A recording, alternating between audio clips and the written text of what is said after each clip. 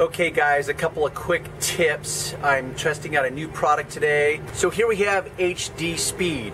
Speed is the operative word here because it's all about speed. So you've got to be able to adjust based on your customer and the situation. Ultimately, we all do this because we want to make a profit, right? So how do you become more profitable at doing something that you love to do? That's where these little tips hopefully will help you in your world. So far I've done about a quarter of the truck, and yes, 2 thumbs up, it rocks. And for all you acronym junkies out there, this is what's called an AIO, all in one, which means it's got a cleaners in it. I have no idea if it has any true abrasives in it, and it has a wax in it. So that means in one pass, whether it's by hand or with a machine, which I am using my Griot's Garage $150 DA orbital polisher, which yes, can perform with the big dogs. I've got it on a speed setting of 5. I've got my Shoals Concept purple spider pad. So I want to offer a couple tips. Now when it comes to pad choice, yes, like everything else, not all things are created equal. I prefer a pad that has a little overhang from your backing plate. Why? Because if I hit this pad with something on the truck, I much prefer to do it with a pad that is soft versus a backing plate that could possibly and most likely would do some damage. I also prefer a pad that has a more rounded edge to it. Why is that? So like on this character line on this truck panel, I want to be able to get into this character line with this buffer without doing damage, and I want to be able to polish it or apply the wax or whatever you're doing into this character line as much as possible.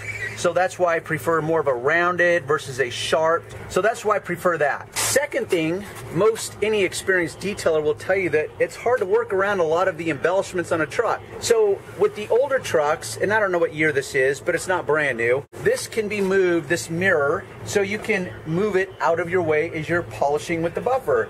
Forward, backwards, whatever. Now the high-end trucks, they have electrical adjustments, so you may have to access that via the dashboard and with the key on.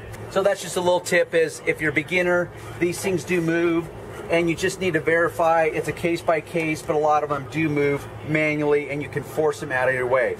Another thing is, especially on dark colored paints like black, is that some products have the ability to remove water spots as you're working. And I don't mean the heavy duty water spots, because I already prepped this surface. I washed it and I clayed it and decontaminated it. But when you wipe it with a wet chamois or whatever, and you have not meticulously removed those residual watermarks, some chemicals or products, waxes, go down the list, have the ability to remove that as you're working. Not all of them do. I am sure if I got in front of a chemist, or a formulator, more appropriately, he would be able to tell me as to what ingredients are in that product that allow it to break water spots down and remove them while you're working. Now with this HD, I have found that it's not particularly effective at removing that residual watermarks. So what I can do, and what I often do when it comes to black cars, because I also know that I will not be able to access every little nuance of this truck with the buffer. So how do you prevent that or mitigate that problem? Well, the simple answer is something like this. This happens to be Chemical Guy's EcoSmart Ready to Use. So after I decontaminate the paint, I will simply go over it with a microfiber in this, and I will make sure that all those water spots around the emblems, the trim, the character lines, everything essentially been brought to like a 98% level, to the point where I know that if I hit it with a buffer or hit it with wax, it's going to look perfect. I also know that if I do this and I happen to miss an area with the buffer or with wax per se, that my customer in normal viewing distances will not be able to see that. So that's a case by case where you have to verify if the product that you're using, the wax, the polish, the sealant, whatever, has the ability to remove those trace watermarks. Obviously, it's more concerned on darker paints versus lighter paints. Also, for you beginners, as a rule, having trained so many employees and guys, that there will be a tendency for you to operate on standard operating models, which is more is always better. Well, as you've seen in my other videos, sometimes more is just more. Oftentimes in the detailing world, more is actually worse because it means more product that you're going through that you will have to replace sooner versus later, more of a mess, more dust, it will wad up your pad quicker, and as a beginner, you think that you need to use a lot. So when I get my pad, and I do not overthink this whole seasoning my pad, that if you want to season it, go for it. Use whatever method you want. You can spritz it a couple times with a quick detailer. You can spritz it a couple times with plain tap water. I don't overthink that part. But what you do is you start by reading the directions of the manufacturer who actually formulated the very product that you're about to use. How about that for a starting point? So this is how much polish that I am using, not only to start out with, but when I go from panel to panel. These 1, 2, 3, 4, 5, 6 dots, little pea-sized dots, is enough to do an entire panel on a truck this size. More is not always a good thing, so reel yourself in, go with less, always test. As per directions of the HD Speed, which is made by 3D, by the way, actually it is powered by 3D, which is made in the US of A. So thumbs up 3D. It says use moderate to pressure in the shade. Now I know, like many of you asked, how do you work in the direct sunlight? Virtually, I can finesse anything despite the directions of the manufacturer and finesse it to work in the sunlight. It's kind of like, once again, appropriate response. If I know the paint is hotter and it will cause certain products to flash dry, virtually every product is going to cause to flash dry, that means that when I can traditionally work on, let's say, a 2 by 2 section, maybe I can only work on like a 4-inch by 4-inch section, or a section barely bigger than the size of the pad. That's how I respond, and that's how I can finesse it to work in the sun. But it's still going to be a case by case. Some products are so miserable in the sun, you just can't do it.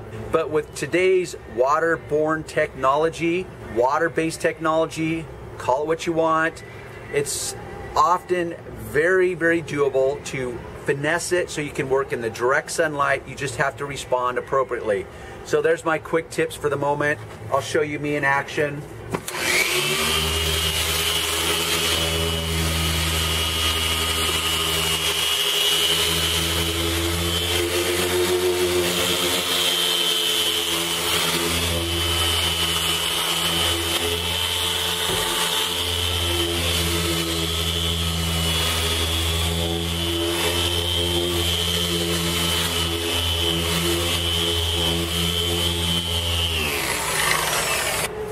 This product is amazingly user-friendly, and in the shade, and I will pull this in the sun when I'm done and bring you guys in, but it comes off. You saw how easily that came off. That is easy. There's not a bunch of residue, there's not a bunch of dust, it doesn't fling dust, so I'm going to give this product an absolute thumbs up. It's great all in one. I can deliver, meaning this truck, it's a daily driver. It sits outside. It is trashed at a level. It's still a bitchin' looking truck, but the paint's probably at a level 6 at best. Even though from a distance, most guys would wet themselves looking at this truck because it's a cool truck. It's got cool wheels, go down the list. I can raise it to a level 8 in a all-in-one product. Does it have fillers, all that stuff? I mean, you can debate that endlessly, and there'll be endless opinions as to fillers. Somehow fillers has been stigmatized as like, oh, fillers are a bad thing. Well, guess what? In the right context, yes, they can be a bad thing because it will hide blemishes and swirl marks that you need to be revealed to you so that you can do high-end or high-level paint correction. So in that application or that context, fillers could be problematic.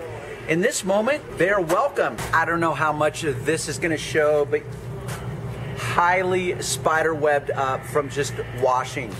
So it's in the direct sunlight. It's probably about 120 degrees if I had to get a rough estimate. So I'm going to show you. And this is my first time in the sun as well, so we'll see.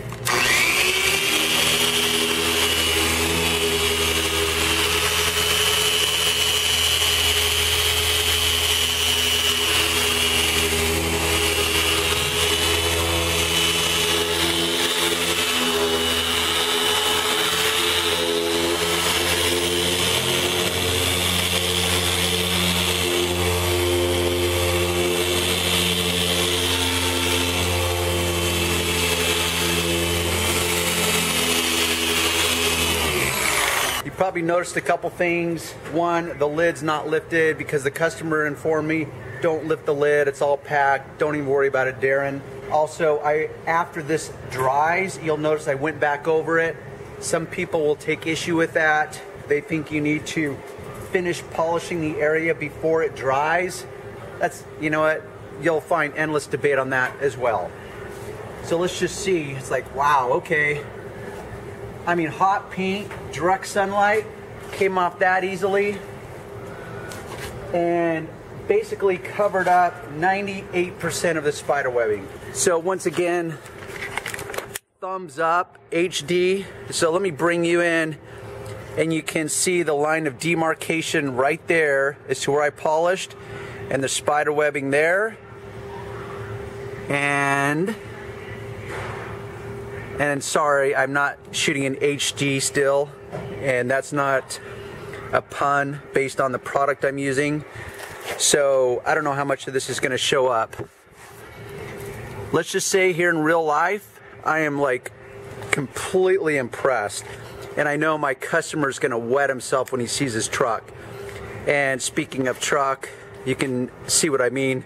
It's a pretty badass truck. Here we have the finished product. I wanted to position it more in the sun, but my customer is going to a boat event in Needles, California on the Colorado River. You can see his tricked out boat. Unfortunately, it's covered, so you can't see what a badass boat it really is. And he's anxious to get out of Dodge, as the saying goes. Now, is this paint perfect? Far from it. But for most people who are not going to scrutinize it like a detailer, and you should have heard my customer, he came out and literally wet himself and said things that I couldn't even repeat on video because he tends to use words that are not acceptable on my channel. So guys, hope you learned something in this episode. Don't forget, thumbs up, make some kind of comment, even if you hate the damn video, because there's always someone out there that hates the video. Every video I've ever done, it's always thumbs down, at least one or two guys. I don't know, trust me, I accept that I'm not going to please everyone. So regardless of your thoughts, give me a thought, say something. It helps promote the video. You don't have to get wordy. Good job, great job, Darren, you suck. Darren, you suck all the time. Darren, you suck a little less this time than you normally suck. I don't care. Thumbs up it, do something, share it, help promote it. And by all means, don't forget to subscribe to my channel if you like what you're seeing.